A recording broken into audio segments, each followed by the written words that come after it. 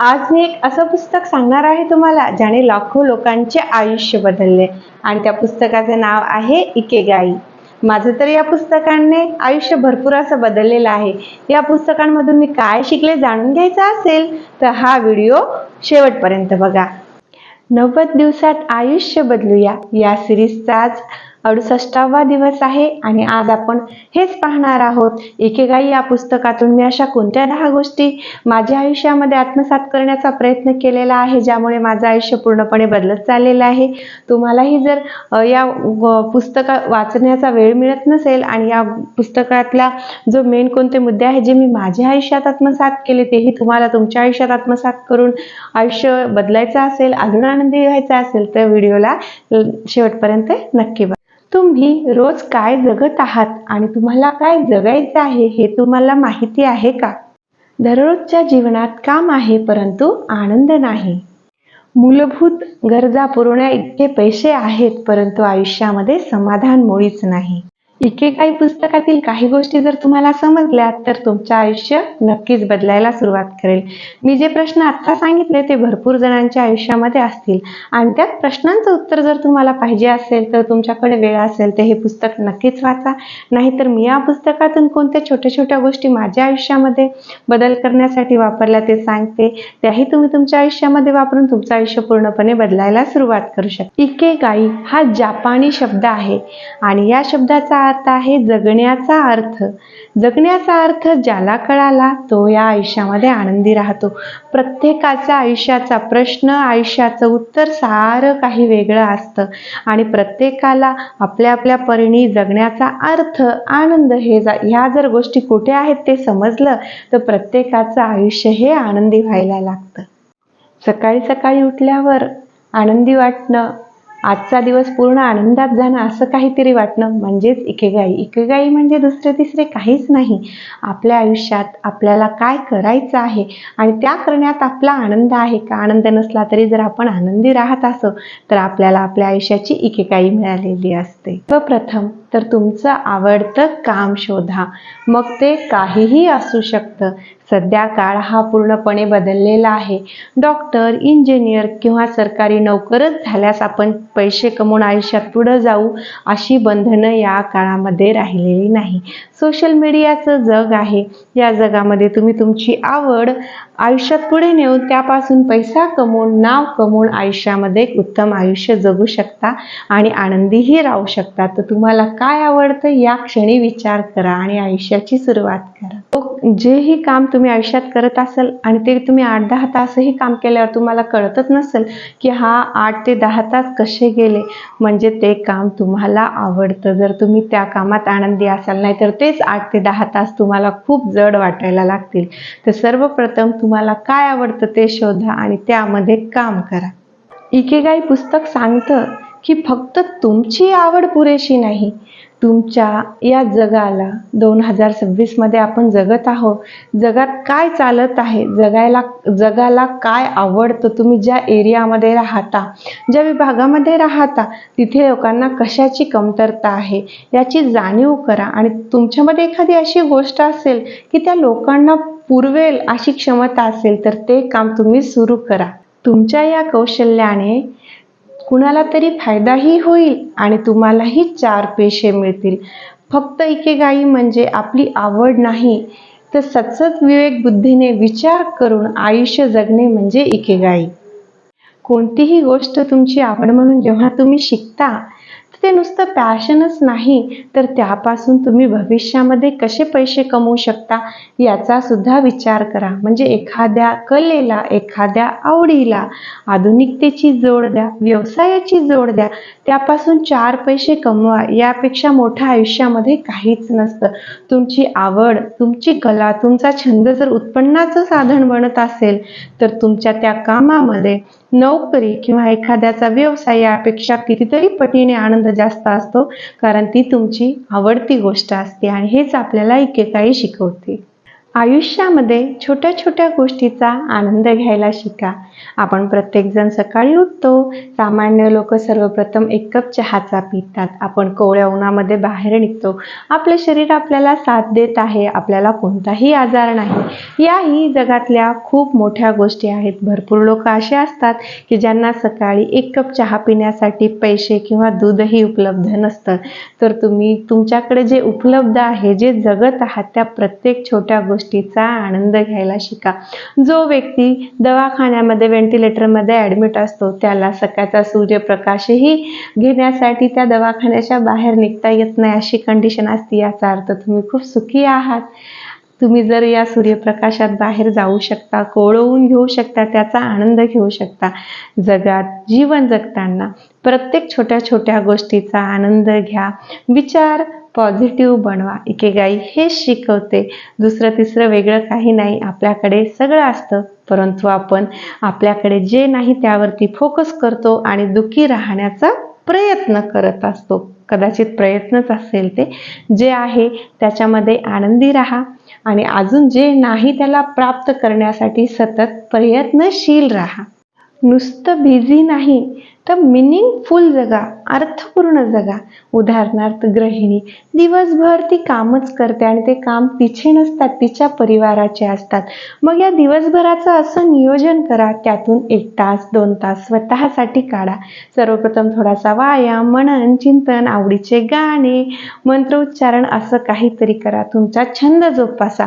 तुम्हाला काय आवडतं त्याच्यासाठी वेळ द्या. दिवसभर कामात व्यस्त राहून चिडचिड करून आपलं आयुष्य निरर्थक वाया घालवू नका. हे मी एक उदाहरण दिलं. असं भरपूर लोकांच्या आयुष्यामध्ये होत असेल. तर आयुष्याला अर्थपूर्ण बनवायचं असेल तर स्वतःला वेळ द्या. स्वतःच्या आवडींना वेळ द्या. जोपर्यंत तुम्ही स्वतःला वेळ देणार नाही, स्वतःचा आनंद शोधणार नाही, तुम्ही दुसऱ्यांनाही आनंद देऊ शकणार नाही आणि त्या ठिकाणी आनंदी राहू शकणार नाही. स्वतःचे विचार बदला, स्वतःला वेळ द्या, स्वतःचा कलागुणांना जपा आणि आयुष्यामध्ये आनंदी राहा. नंबर 6, दररोज काहीतरी शिका. वय आपल्या देहाला असतं, आपल्या विचारांना, आपल्या क्षमतेला वय कोणतंच नसतं. जो व्यक्ती दररोज छोटीशी का होईना एक गोष्ट नवीन शिकत असतो, काळानुरूप जगत असतो, तो व्यक्ती कधीच म्हातारा होत नाही. म्हातारा होत नाही म्हणजे त्याला रिंकल्स पडणार नाही का, त्याचं वय दिसणार नाही का, केस पांढरे होणार नाही का, असं मुळीच नाही. त्याचे विचार कधीच म्हातारे होणार नाही आणि तो काळानुरूप जगेल आणि आनंदीही राहील. कला ही माणसाला आनंद देत असते. प्रत्येक नवीन गोष्ट ही माणसाचा आत्मविश्वास वाढवत असते आणि प्रत्येक नवीन गोष्ट ही माणसाला जगण्याची नवीन दिशा देत असते, आनंद देत असते. कारण जगामध्ये शिकण्यासारखं भरपूर काही आहे. मग आपण शिकायचं तरी काय? आपल्या आयुष्यामध्ये आपल्याला काय आवडतं, काय आनंद देतं? जर तुम्ही गृहिणी असाल, तुम्ही पैसे कमवत नसाल, तर तुमचं वय काहीही असो, आज ती गोष्ट शिका. तुम्हाला कदाचित गरजही नसेल तरी स्वतःचे 4 पैसे कमवा. मग तुम्हाला त्या गोष्टीचा आनंद वाटायला लागेल. किंवा याच्याही पलीकडे तुमच्याकडे एवढी संपत्ती आहे, तुम्ही एवढं साठवून ठेवलं की तुम्हाला काहीच गरज नाही.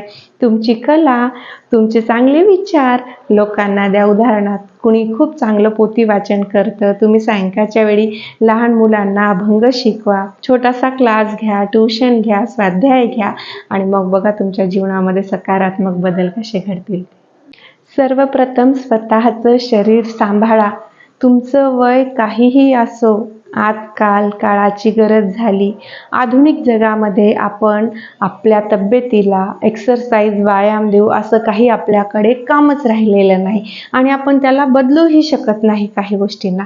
मग थोडासा कोणताही व्यायाम असो, नृत्य असो, एक्सरसाइज असो, जिम असो, योगा असो, कोणताही व्यायाम थोडासा अर्धा तास जीवनाचा अविभाज्य घटक बनवा. जोपर्यंत तुम्ही सुदृढ राहणार नाही, हेल्दी अन्न खाणार नाही, तोपर्यंत तुमची विचारसरणी, आरोग्य चांगलं काहीच राहणार नाही. ज्या दिवशी तुमचं शरीर पूर्णपणे हेल्दी असेल, त्या दिवशी तुमचं मन प्रसन्न असेल, तुमचे विचार चांगले असतील आणि तुम्ही तुमच्या आयुष्याला, तुमच्या परिवाराला पुढे नेण्याचा विचार करण्याची क्षमता ठेवू शकता. तुमची जर तब्येतच चांगली नसेल तर तुम्ही चिडचिड करणार, तुमचं सगळं लक्ष स्वतःमध्ये असणार, तुम्ही स्वतःला कधीच बदलू शकणार नाही. आहार बदला, आहार बदलला, सवयी बदला, सवयी बदलल्या की तुमचं शरीर चांगलं होईल. शरीर चांगलं झालं की विचार आणि मन तुम्हाला पुढे जाण्यासाठी साथ देईल. नंबर 8, तुमची नाती जपा. नाती म्हणजे फक्त रक्तांचीच नाती का? नाही. सध्या आपण कलियुगामध्ये जगत आहोत. मित्र, परिवार, वय काहीही असो, काही व्यक्ती असे असतात तुमच्या आयुष्यामध्ये, त्यांची तुलना कदाचित रक्तांच्या नात्यामध्येही करता येत नाही. नाती जगा. सोशल मीडियाच्या या काळामध्ये माणूस फार एकलकोंडा होत चाललेला आहे. तो वरून तर दिसत आहे की तो खूप आनंदी आहे, त्याचे फेसबुकला खूप मित्र आहेत, त्याचे इंस्टाग्रामला खूप मित्र आहेत, त्याचे खूप फॉलोअर्स आहेत, परंतु खरं प्रत्यक्ष आयुष्यामध्ये तुमच्याकडे 5-10 थोडेसे 1-2 तरी असे नाते आहेत का की जे तुमचं दुःख ऐकून घ्यायला तयार आहेत, तुम्हाला चांगला सल्ला द्यायला तयार आहेत? नसतील तर तशी नाती बनवा. आयुष्यात तसं कोणी भेटलं तर त्याला कधीच सोडू नका.